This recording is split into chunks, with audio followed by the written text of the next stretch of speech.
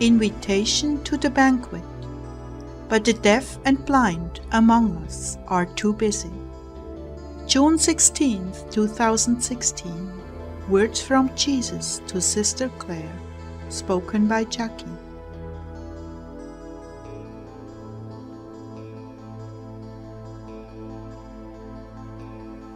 Jesus, what do you have for us tonight? He answered, my love, my sadness, my sorrow, my contending with the deaf and blind. What you are suffering with one, I have and am suffering with millions. I have called, but they are taken up with the world and tuned into its frequency. You were like this once, and if my hand was off of you, you'd be right back there again. Aren't you glad my hand is on you?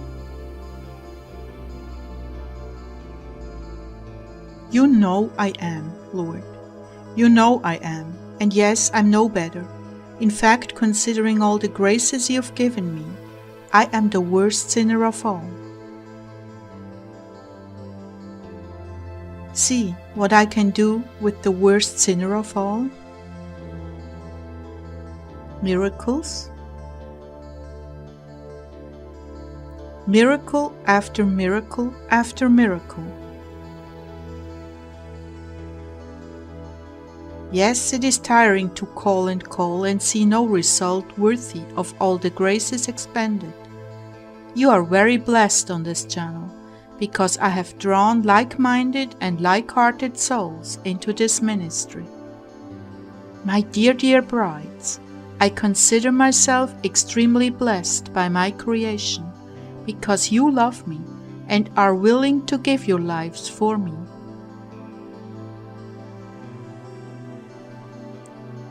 You are all very rare gems in my kingdom.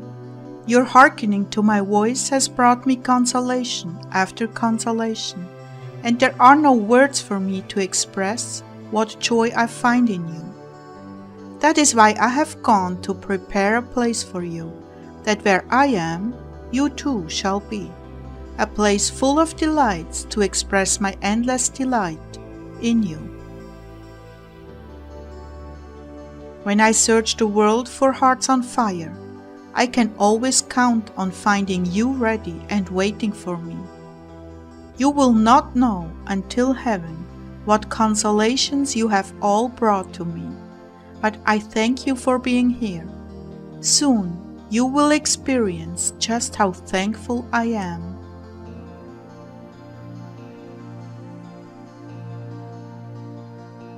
All around you are the deaf and blind.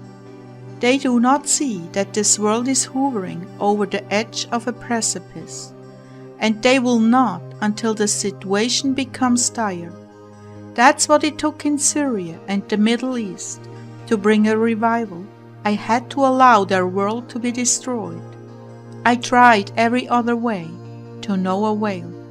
But finally, when their very lives were at the point of ending, then they turned to me and listened. Then they came, and now many are totally mine. That is what it will take for Americans, when their lives are severely interrupted and on the edge of extinction. Then they will listen. They will seek me until they find me, and yet many others will not. They will choose the safety and comfort of man over me, and for them there is nothing left to do. This is the way it has been throughout history. Affluence brings independence, and independence brings worldliness and idolatry. There is no longer any need for me, because they have it all. That is why civilizations burn out into extinction. It comes to the point where I can no longer tolerate the sin and revelry, and the hard lessons of life must be learned.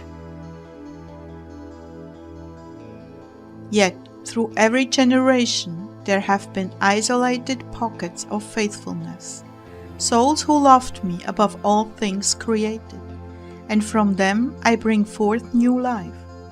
Things will be so much more different when I return, because evil will be bound.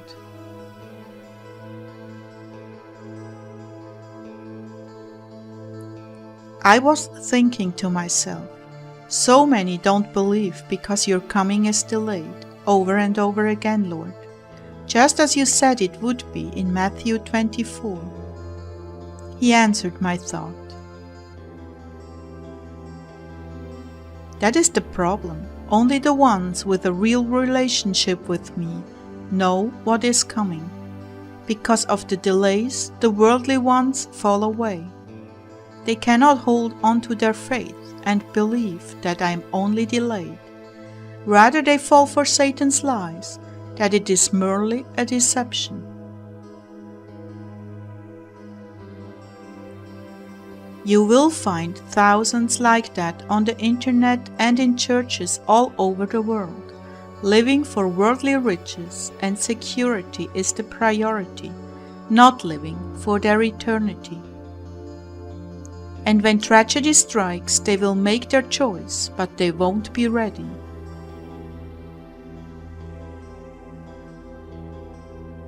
But those of you who have maintained your relationship with me and lived for me, you will not be fooled into going the way of the world. You are the elect. Yes, you were called before the beginning of time, but so were many others that said no. So I sent my servants out to the highways and byways to call in everyone they could find to the banquet. But alas, they were too busy. This is a deep-seated cultural disease and stronghold that can only be remedied by dire straits. Yet the signs of my coming are everywhere now. All is fulfilled. Never before was all that was written fulfilled so that I could come. But now it is merely the word of the Father before all of that changes. The wise have become wiser, the deaf have become deafer, and it is nearly finished. Hold on to what you have, dear ones. Do not let the demons of unbelief steal your reward. Hold on. Truly it is written, those who give their lives for my sake shall find them. Those who keep their lives shall lose them. Matthew 16:25.